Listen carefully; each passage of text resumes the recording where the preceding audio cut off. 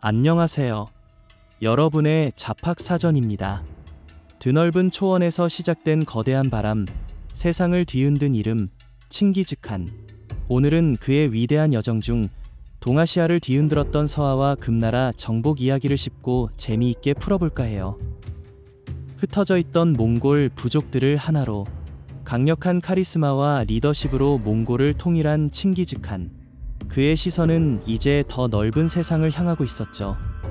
통일된 몽골의 첫 번째 시험대, 바로 옆 동네 서아였습니다. 1205년 칭기즈칸은 일단 맛보기로 서아 국경 지역에 소규모 원정대를 보내 슬쩍 건드려 봅니다. 1207년, 이번엔 장난이 아니었어요. 몽골군은 본격적으로 서아를 침공해 여러 성을 함락시키고 결국 서아로부터 조공을 약속받아냅니다. 몽골의 힘을 보여주기 시작한 거죠. 서아는 일단 몽골의 요구를 받아들여요. 값진 물건들을 바치며 평화를 구걸하지만 이건 어디까지나 잠시 숨 고르기였을 뿐이죠. 시간이 흘러 1219년 칭기즈칸은 저 멀리 중앙아시아의 호라즘 제국 원정을 준비하며 서아에게 너네도 군대 좀 보내 라고 요구합니다. 하지만 서아는 우리도 힘들어 하며 거절해버려요. 이게 나중에 큰 화를 부릅니다. 호라즘을 정복하고 돌아온 칭기즈칸. 그의 분노는 하늘을 찔렀습니다. 감히 내 요구를 거절해. 1225년 서아의 배신을 응징하기 위한 대대적인 침공이 다시 시작됩니다. 몽골군의 파상 공세 앞에 서아의 도시들은 속수무책으로 무너져 내립니다. 1226년 주요 도시들이 차례로 함락되고 몽골군은 마침내 서아의 수도 흥경을 포위합니다. 수도 흥경이 포위된 채 격렬한 저항이 이어지던 1227년 원정 중이던 칭기즈칸이 갑자기 병에 걸려 쓰러집니다. 그리고 위대한 정복자는 끝내 숨을 거두고 말죠. 칭기즈칸은 세상을 떠났지만 몽골의 칼날은 멈추지 않았습니다. 결국 같은 해 서아는 몽골에 최종적으로 항복하며 역사 속으로 사라지게 됩니다. 서아를 공략하는 동안 북중국을 지배하던 강대국 금나라와의 관계도 심상치 않았습니다. 1210년 금나라 황제가 몽골의 조공을 요구하자 칭기즈칸은 단칼에 거절하며 전쟁의 기운이 감돌기 시작합니다. 1211년 드디어 올 것이 왔습니다. 칭기즈칸은 약 10만 명의 정예 기병을 이끌고 금나라 침공을 시작합니다. 어마어마한 규모의 군대가 움직이기 시작한 거죠. 금나라의 방어선, 만리장성.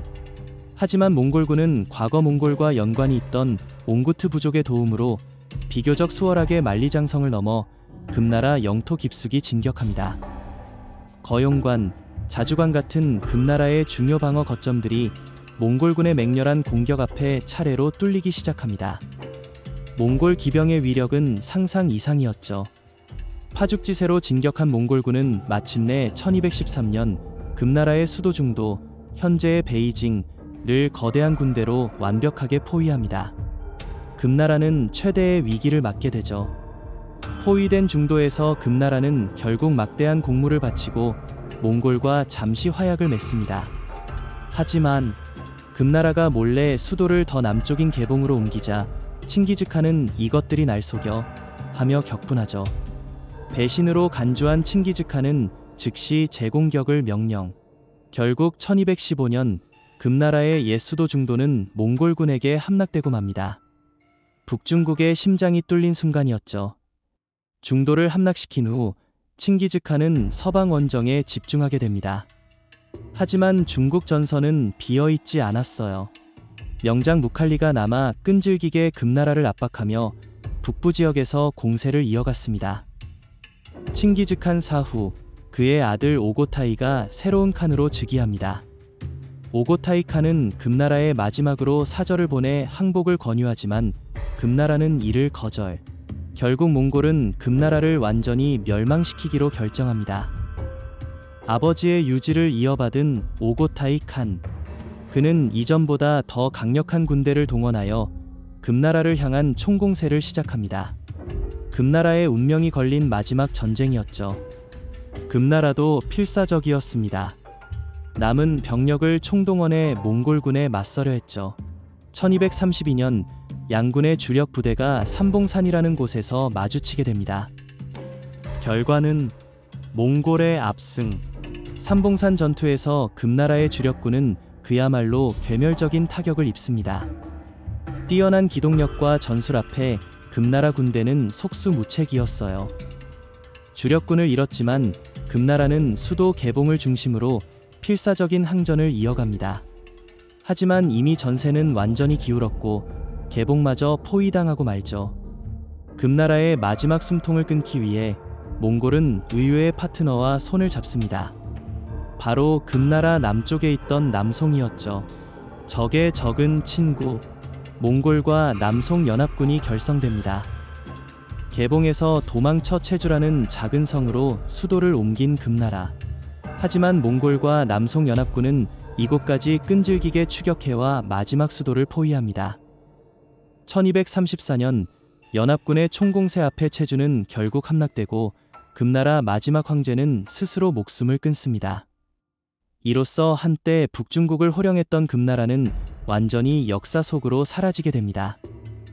서하와 금나라를 차례로 무너뜨린 몽골. 이제 동아시아 최강자로 우뚝 서게 됩니다. 칭기즈칸에서 시작된 정복전쟁은 그의 후예들에게 이어져 거대한 몽골 제국을 건설하는 밑거름이 되었죠. 칭기즈칸의 정복전쟁은 수많은 파괴와 희생을 낳기도 했지만 동서양 문명 교류의 길을 열고 세계사에 거대한 변화를 가져온 사건이기도 했습니다.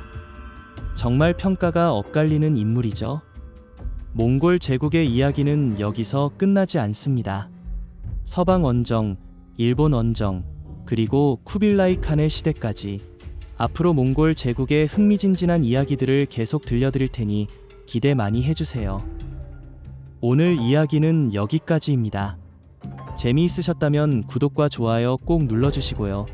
다음 시간에 더 유익하고 흥미로운 이야기로 돌아오겠습니다. 시청해주셔서 감사합니다.